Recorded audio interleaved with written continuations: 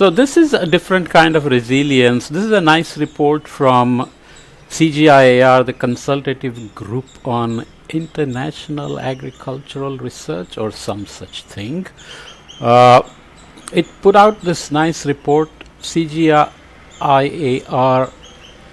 2030 Global Strategy for Resilient Drylands. Okay, so I wanted to read it because it fits into resilience. We always think of a resilience of road networks or buildings, infrastructure, or resilience to climate change of your agricultural systems, water systems, etc. But as a broad idea, how can drylands, which support so many livelihoods, as you can see here, women making something out of drylands, how can they be more resilient as climate continues to warm? And when warming happens, vapor pressure deficit goes up, and drylands can lose soil moisture even faster if rainfall is not also shifted away, because with warming the atmosphere is thirsty and rainfall is shifting, extreme events are happening, and you are often taking moisture away from drier regions, and it's called wet get wetter, rich get richer kind of paradigms. But without going into too much details in that direction, let's just read the executive summary. I may need 2 podcasts out of this because it's a bit long, so let's see how it goes. CGIAR is dedicated to creating a world where sustainable and resilient agri-food systems provide healthy and affordable diets, improve livelihoods, and ensure greater social equity while keeping within environmentally sustainable boundaries. Okay, so you don't want to enhance livelihoods or food production by doing things that are not sustainable, not only locally but for the global planetary boundary kind of ideas as well, nitrogen cycle, etc.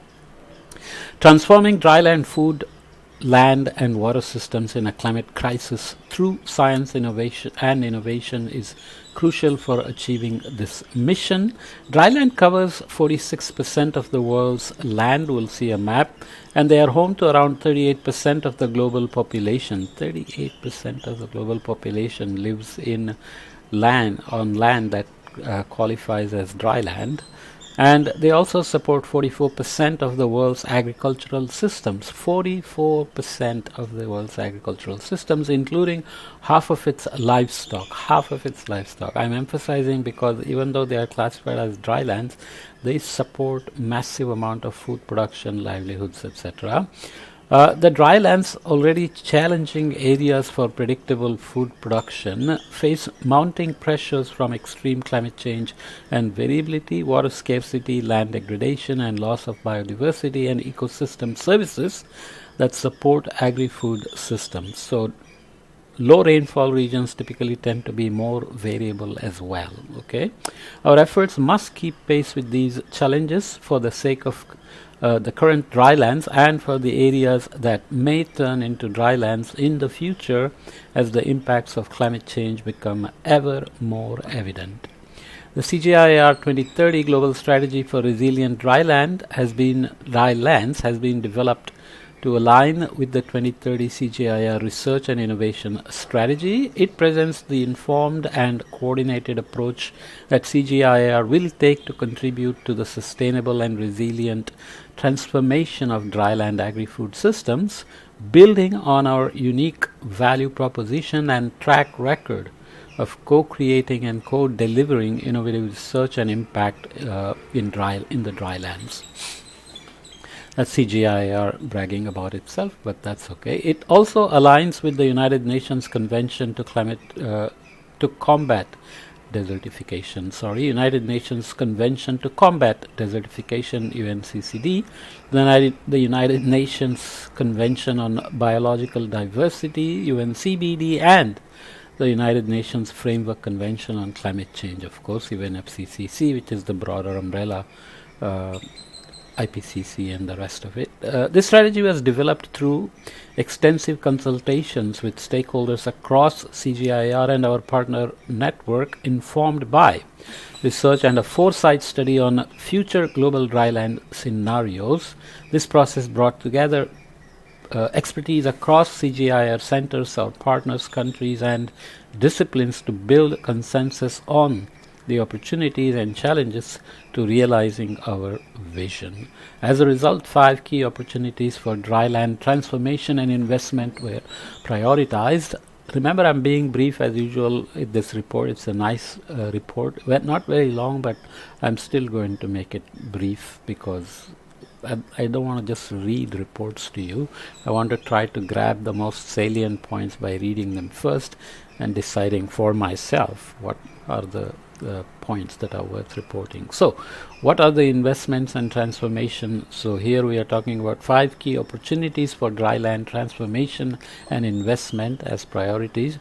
Optimized agri-food systems to adapt to climate change, conserving and using biodiversity to support resilient ecosystems and communities, managing soil, land and water systems to sustainably intensify production, ensuring access to sustainable healthy diets to alleviate hunger and malnutrition, and finally, promoting inclusive, equitable development to nurture safety, agency, and peace. Okay. Underpinning these opportunities are our cross-cutting approaches to ensure gender equality, youth and social inclusion, developing innovation, scaling pathways, working in fragile and conflict-affected areas, and building partnerships and undertaking advocacy. Through a coordinated systems approach, we will pool our capacity and expertise, including through our diverse network of partners, to move beyond incremental change and towards structural transformation for dryland communities. So, jumping ahead a little bit, commitment and engagement of everyone involved in the consultation process underscores our shared vision of ensuring a thriving and resilient future for the millions of farmers, fishers, pastoralists, agri-pastoralists, value chain actors and communities who depend on the drylands for their food and livelihood security. Okay? So, optimizing agri-food systems to adapt to climate change. That's what we'll read each item again in terms of few details. Conserving and using biodiversity to support resilient ecosystems and communities. I'm repeating these points, re-emphasizing them.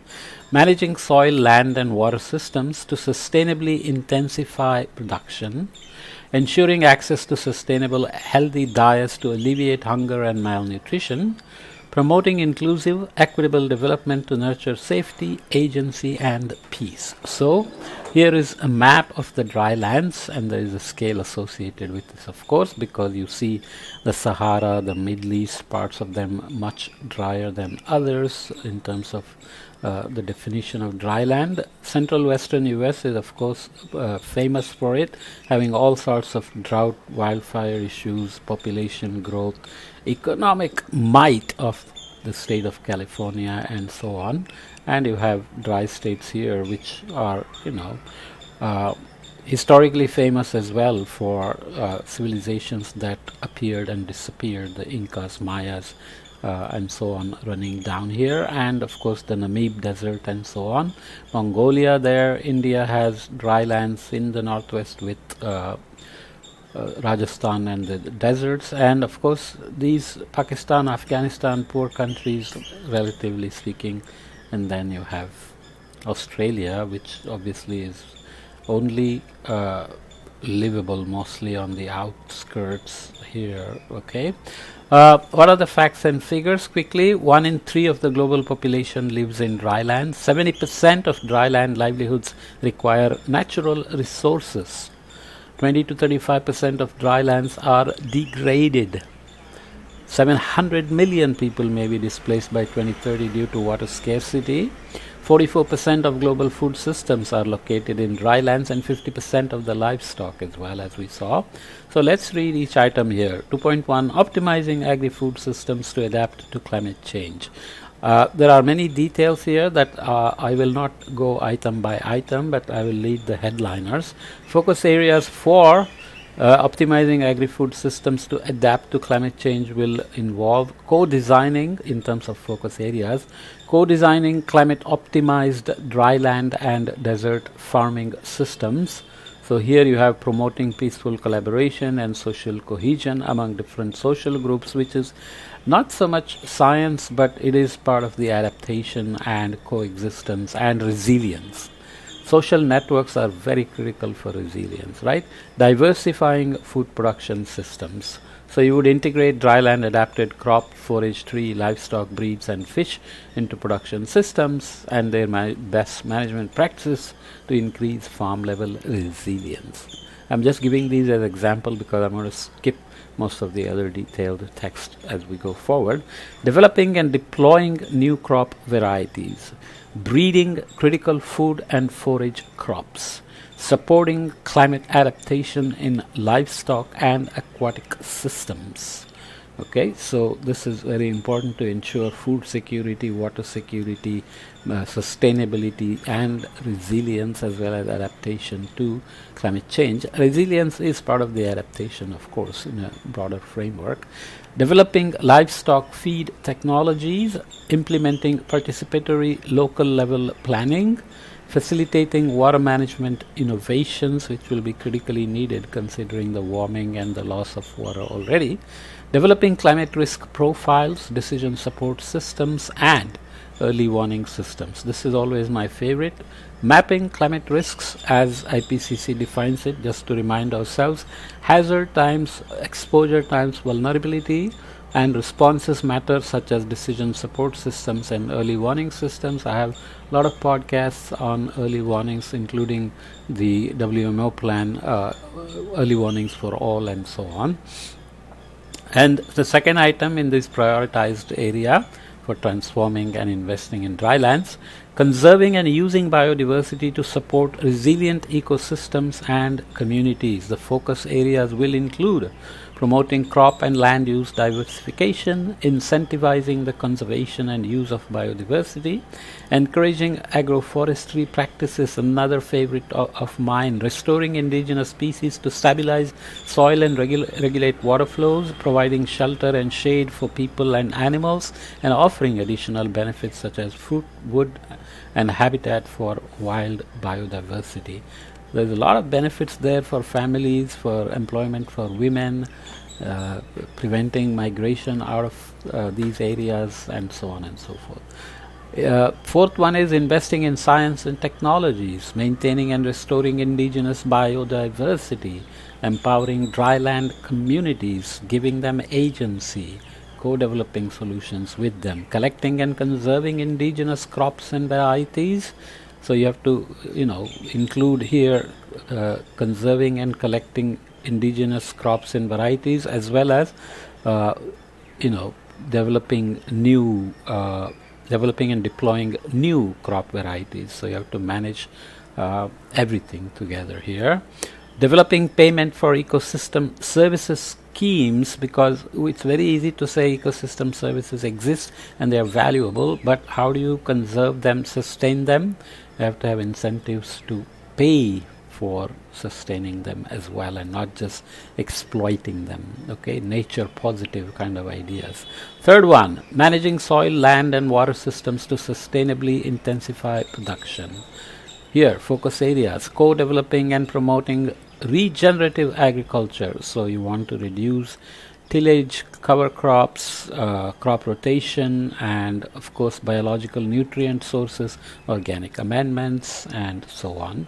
Increasing efficiencies in sustainable water management, promoting soil health practices that farmers can conserve and regenerate soil, reduce erosion, build drought resilience, improve nutrient use and uptake, and suppress soil-borne diseases.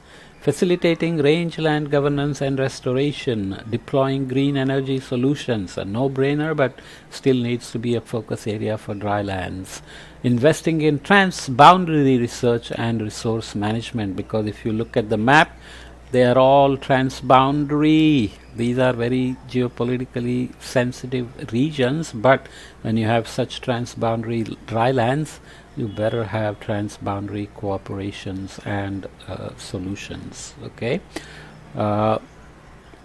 So investing in transboundary research and resource management becomes critical, difficult, yet critical. Considering the nexus of water, energy, food and environment, you have to conduct trade-off analysis at community and subnational as well as national and transboundary levels to address these nexuses.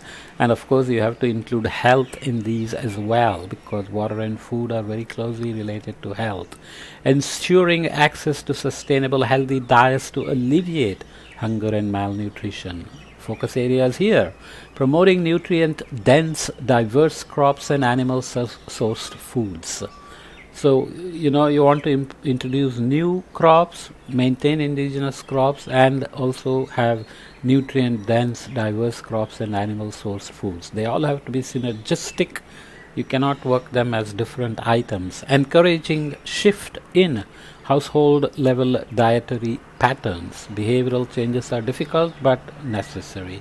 Creating an enabling environment for the private sector so that they see this as an opportunity to make money but find solutions under micro, small and medium-sized enterprises and farmer producer organizations and so on. Partnering with humanitarian agencies, very critical. The fifth one, promoting inclusive equitable development to nurture safety, agency and peace. That's the last one here. So the focus areas here: co-designing inclusive innovations, policies and practices with stakeholders, of course. Developing climate-based conflict management systems. As warming goes up, resources become more stressed. These transboundary issues become amplified. Civil unrest and conflicts are very common under those situations, and there are some real showpieces for this, like Sudan and the Rohingyas and so on and so forth. Climate displacements, refugee crises are all part of this. Capturing evidence for informed decision making by facilitating strategies for creating conducive environments and maximizing the adoption and beneficial impacts of technologies at scale. So, maximizing social benefits and minimizing systemic risks, facilitating inclusive community access to financial and insurance services, so risks are properly underwritten. Even loss and damage mechanism has to come in and help these people, because they are not big emitters, but they are big, sufferers of climate impacts. Evaluating the impact of policies on community welfare, advocating for sustainable livestock management, which tends to be a critical part of their overall agri-food system, addressing bottlenecks in sustainable land management practices, facilitating national strategies and policies implementation, collaborating on the release of improved crop varieties and livestock breeds comes in here as well, but it's okay to repeat them when necessary. So how does CGI work?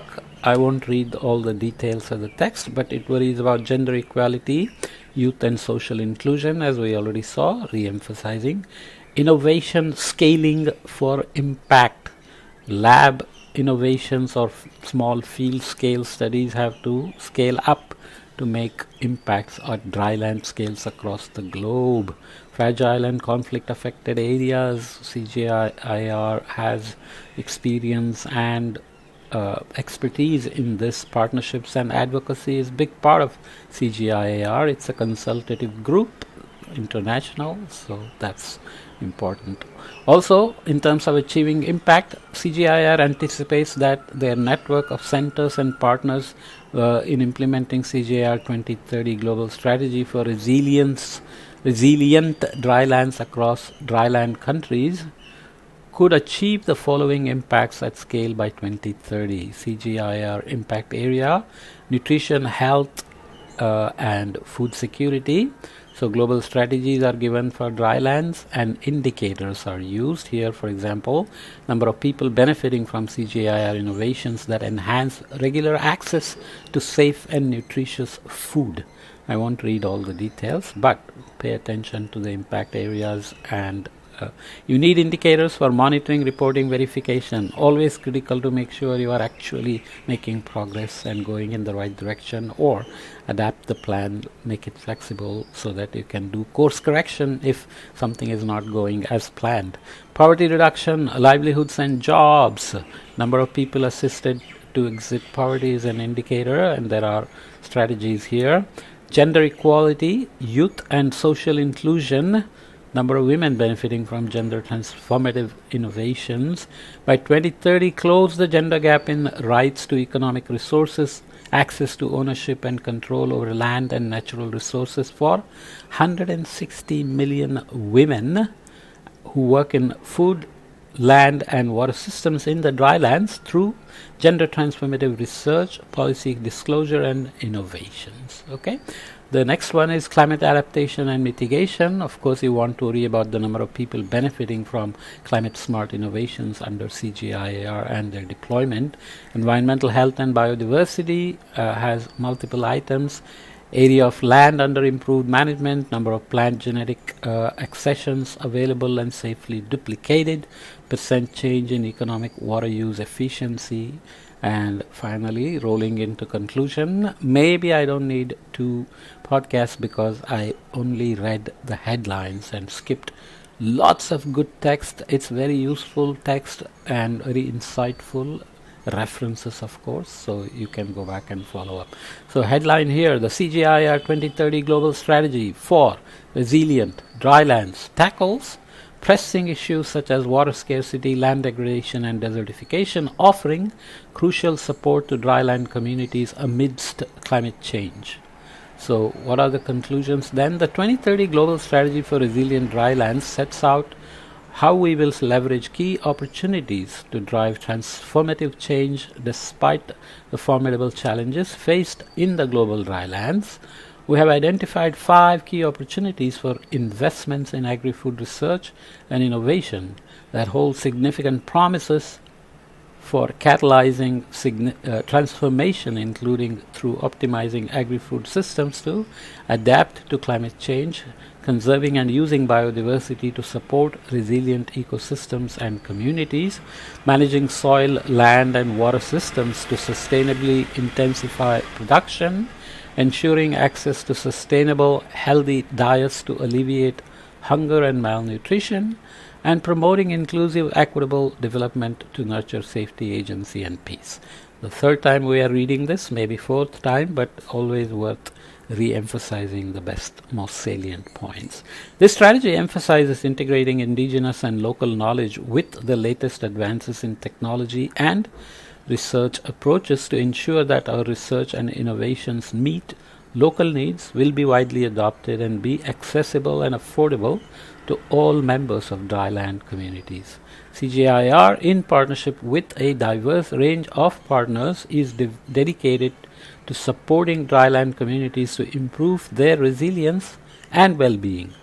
Through the systematic, holistic approach outlined in this strategy, recognizing the indispensable role dryland regions play in the global food system, CGIAR reaffirms its unwavering commitment to supporting dryland communities to thrive even under in a warming world, under climate change and all the other things that will happen with mitigation and adaptation, because even some geoengineering will come along, carbon capture will come along, and we still don't know in detail what impacts, positive or negative, they will have on the drylands, right?